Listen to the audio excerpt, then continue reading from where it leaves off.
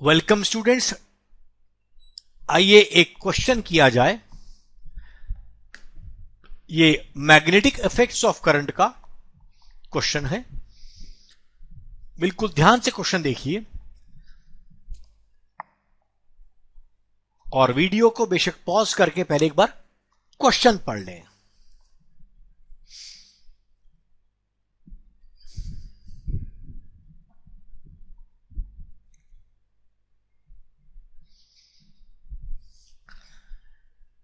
इसमें instantaneous acceleration of point P होना चाहिए, बी गलती से लिखा गया पी।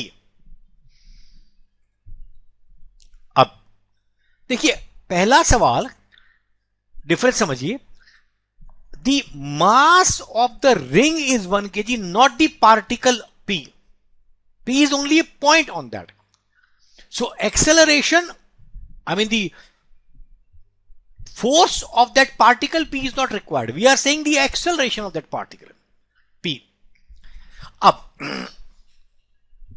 मैग्नेटिक फील्ड आपके पास यूनिफॉर्म है 3I plus 4J and a current carrying coil. तो हमारे पास है क्या? करंट कैरिंग कॉइल है placed in uniform magnetic field which is 3I plus 4J. Now in a uniform magnetic field, remember there is no force on any coil. Net force 0 है। अब हम क्या करते हैं, नेट फोर्स 0 है तो होगा क्या, एक्सेलरेशन कहां से आएगी? पर आपको पता है इसके साथ ही this is going to be acted upon by a torque. अब वो टॉर्क लगेगा तो this will start rotating on an axis. अब हमारे पास दो काम रह गए। पहले हम वो एक्सिस ढूंढेंगे जिसके अबाउट इसने घूमना है, टॉर्क कितना लगेगा, और उसके बाद अल्फा आने के बाद हम A equal to r alpha करके करेंगे। ये इसका पूरा प्रोसीजर रहेगा। Let's discuss now. आइए सबसे पहले हम बात करते हैं, देखिए हमारे पास क्या क्या चीजें हैं। ये B बन गया, आपको पता है B is 3I plus 4J. That means this is the angle such that tan theta is 4/3 which is 53 degrees. You know it very well. So 53 degrees के ऊपर ये एंगल हमारे पास मैग्नेटिक फील्ड आ गया। अब हमारे को पता है कि फिर वही बात, फोर्स तो 0 है, क्या रह जाएगा? Torque. Force is 0 because it's uniform field. अलग अलग हिस्से में अलग अलग यूनिफॉर्म फील्ड होता तो शायद इस पर फोर्स आता, ILB से हम निकालने की कोशिश करते, but it is basically same. Now what do we do? Force 0, torque, what is torque? BIA, BINA होता है, N is 1। अब सबसे पहले तो टॉर्क निकालते हैं इसके ऊपर। 5 is the magnitude of the B, 3 square plus 4 square square root. I is 1 ampere and radius is pi r square.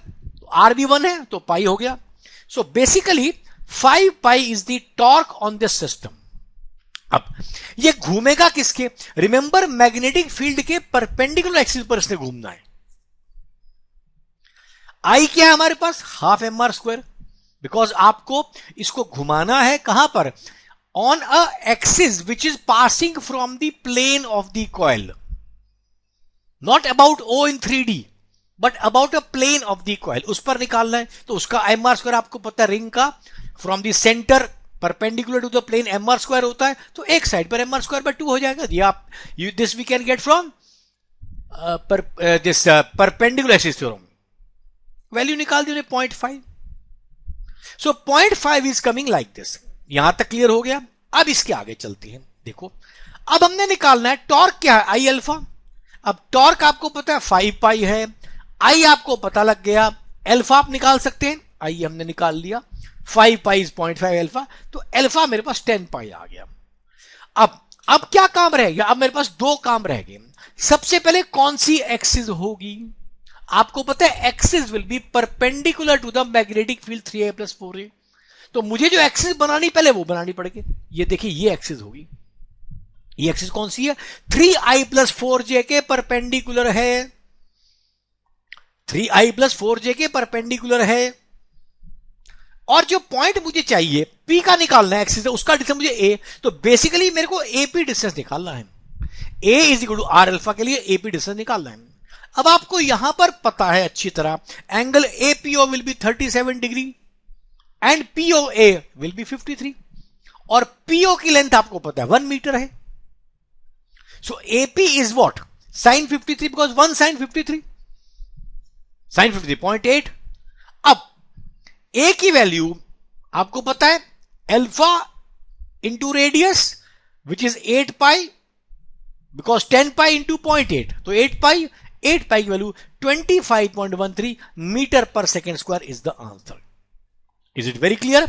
ये था वो क्वेश्चन जो एक टिपिकल सा मुझे क्वेश्चन नजर आया. ऐसे और भी जब क्वेश्चन मेरे पास आते हैं मैं वो धीरे धीरे करके बता दिया करता हूं. कोई अच्छा क्वेश्चन आएगा आपसे फिर मिलेंगे. Thank you and best of luck.